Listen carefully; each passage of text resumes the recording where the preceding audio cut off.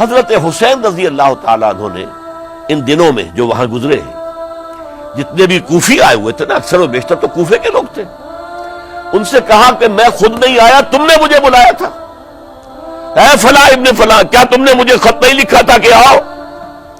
اے فلاں ابن فلاں کیا تم نے مجھے پیغام نہیں بھیجا تھا کہ یہاں تشریف لائیے؟ اور دیکھو میرے پاس تمہارے خطوط موجود ہیں۔ وہ ایک تھیلا جس میں کہ خطوط ہے وہ بھی لا کے میدان میں رکھ دیا۔ 20 جو ہے خاندان بنی ہاشم میں سے شہید ہوئے۔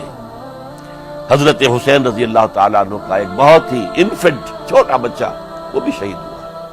باقی سب مرد، تمام مرد، سوائے ایک حضرت حسین کے بیٹے حضرت علی بن حسین زین العابدین کہلائے بعد میں، وہ بیمار تھے، وہ جنگ میں حصہ نہیں لے سکتے تھے، وہ بچ گئے۔ صرف یہ ہے 10 محرم الحرام اور سن 61 ہجری میں حضور کے نواسے، اور جن کے بارے میں حضور نے فرمایا سیدہ شباب اہل الجنہ، حضرت حسین شہید کر دیے گئے۔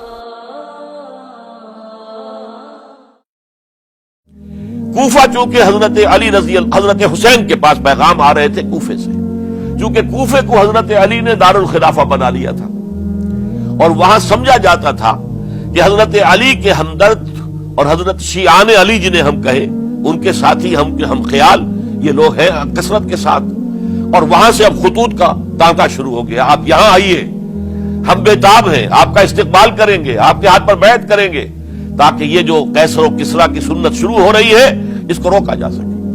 وہ تانتا بنا ہوا ہے خطوط کا۔ تو حضرت حسین رضی اللہ تعالیٰ عنہ نے فیصلہ کر لیا کہ میں کوفے جاؤں گا۔ حضرت زبیر روکتے رہ گئے کہ نہیں، کوفیوں پر اعتماد نہ کیجیے، یہ زبانی کلامی ساتھ دیتے ہیں، جب ڈنڈا چلتا ہے تو پھر یہ ہٹ جاتے ہیں میدان سے۔ اور حضرت حسین رضی اللہ تعالیٰ عنہ بامروت انسان، شریف النفس انسان، کیسے ممکن تھا غیرت مند غیور انسان وہ کیسے ان کی بات کو رد کر دیتا؟ لہذا اچھا چلو چلتے ہیں کوفے کی طرف۔ آگے بڑھتے چلے گئے، کربلا میں پہنچ گئے، جو کچھ وہاں ہوا ہے پھر آپ کو معلوم ہے۔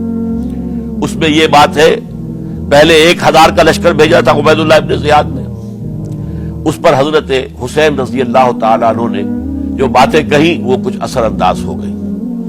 ان کا افسر جو تھا حر بن یزید تمیمی، وہ بعد میں حضرت حسین کا حامی ہو گیا، اور حضرت حسین کے ساتھ ہی اس کو بھی شہادت نصیب ہوئی۔ پھر دوسرے کو بھیجا عمرو بن سعد۔ عمرو بن سعد بھی ایک بڑی عظیم شخصیت کا بیٹا تھا، حضرت سعد ابن ابی وقاص جو فاتح ایران تھے، اور جن کو غزوہ احد کے موقع پر حضور نے فرمایا تھا کہ اے سعد تیر چلاؤ، میرے ماں باپ تم پر قربان ہوں۔ جبکہ احد میں گھیراؤ کر لیا تھا حضور کا، اور کفار قتل کرنے کے لیے ہجوم کر رہے تھے، اور کچھ حضرات تیر چلا چلا کے انہیں پھینک رہے تھے، دور جو ہے ہٹا رہے تھے، ان میں سے حضرت سعد ابن ابی وقاص بھی تھے۔ پھر وہ فاتح ایران تھے، اسی لیے گورنر بن گئے تھے ایران کے۔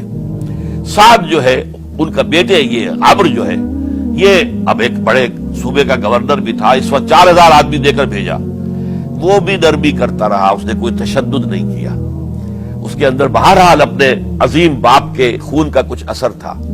لیکن یہ کہ پھر ابن زیاد کو اطلاع مل گئی کہ عمرو ابن سعد جو ہے وہ تو لے تو لال کر رہا ہے، حملہ نہیں کر رہا، قتل نہیں کر رہا، بلکہ یہ کہ وہ تو اس راستہ بھی دینے کے لیے تیار ہے کہ نہ مدینے کی طرف جائیے اور نہ آپ مکے کی طرف جائیے، نہ کوفے کی طرف جائیے، بلکہ آپ چاہے تو دمشق چلے جائیں، یزید سے اپنا معاملہ کر لیں۔ اس پر ابن زیاد نے پھر وہاں سے خط لکھا ہے، میں نے تمہیں اس کام کے لیے بھیجا تھا، میں نے تمہیں حکم دیا تھا حسین سے میری بیعت لو، یعنی میری بیعت کے ذریعے یزید کی بیعت لو، اور اسے پکڑ کر لا کر میرے سامنے پیش کرو۔ لہذا پھر اس نے ایک بہت خونخوار شخص کو زیادہ فوج دے کر بھیجا ہے، اور وہ جو ہے اس نے آ کر جو ہے شمر نے پھر اس نے فیصلہ کن معاملہ کیا۔ حضرت حسین رضی اللہ تعالیٰ عنہ نے ان دنوں میں جو وہاں گزرے ہیں، جتنے بھی کوفی آئے ہوئے تھے نا، اکثر و بیشتر تو کوفے کے لوگ تھے، ان سے کہا کہ میں خود نہیں آیا، تم نے مجھے بلایا تھا، اے فلاں ابن فلاں کیا تم نے مجھے خط نہیں لکھا تھا کہ آؤ؟ اے فلاں ابن فلاں کیا تم نے مجھے پیغام نہیں بھیجا تھا کہ یہاں تشریف لائیے؟ اور دیکھو میرے پاس تمہارے خطوط موجود ہیں. وہ ایک تھیلا جس میں کہ خطوط تھے وہ بھی لا کے میدان میں رکھ دیا. یہ حضرت حسین رضی اللہ تعالیٰ عنہ کی شرافت اور اپنی صاف دلی. کوئی اس کے اندر عیاری نہیں تھی ان کے اندر، معاذ اللہ ثم معاذ اللہ، لیکن یہ کہ اس کا نتیجہ اچھا نہیں نکلا. نتیجہ کیا نکلا؟ اب انہیں پتا چل گیا کوفیوں کو، اگر اب حسین زندہ دمشق پہنچ گئے یزید کے پاس تو یہ ہم سب کا بھاڑا پھوڑ دیں گے، ہماری شامت آ جائے گی. لہذا اب تو کسی صورت انہیں زندہ نہیں رہنے دینا. یہ ایک بڑا اہم واقعہ نوٹ کر لیجیے اس کو، اس لیے کہ حضرت حسین نے ایک ایک کا نام لے کر، اے فلاں ابن فلاں، اے فلاں ابن فلاں، اے فلاں ابن فلاں، کیا تم نے خط نہیں لکھا تھا؟ کیا تمہارا پیغام نہیں تھا؟ اب انہوں نے دیکھا کہ یہ بھانڈا اگر یزید کے ہاں جا کر پھوڑ دیا گیا تو پھر ہماری خیر نہیں ہوگی. یہی وجہ ہے حضرت حسین کو شہید کرنے کے بعد، یہ نوٹ کر لیجئے، 72 آدمی تھے کل، جس کو کہہ لے لشکر حضرت حسین کا رضی اللہ تعالیٰ عنہ. ان میں سے 20 خاندان بنی ہاشم کے چشم و چراغ تھے. وہ بڑی بہادری سے لڑے، بڑی بہادری سے لڑے، ایک ایک نے لڑ کر جان دی ہے. بہت سو کو مارا ہے. یقاتلون فی سبیل اللہ فیقتلون ویقتلون، قتل کر بھی رہے تھے، قتل ہو بھی رہے تھے، ایک ایک کر کے قتل ہو رہے تھے، شہید ہو رہے تھے. 20 جو ہے خاندان بنی ہاشم میں سے شہید ہوئے. حضرت حسین رضی اللہ تعالیٰ عنہ کا ایک بہت ہی انفنٹ چھوٹا بچہ وہ بھی شہید ہوا ہے. باقی سب مرد، تمام مرد، سوائے ایک حضرت حسین کے بیٹے حضرت علی بن حسین زین العابدین کہلائے بعد میں. وہ بیمار تھے، وہ جنگ میں حصہ نہیں لے سکتے تھے، وہ بچ گئے صرف. اچھا، حضرت حسین شہید ہو گئے. یہ ہے 10 محرم الحرام سن 61 ہجری. کیا مطلب ہے؟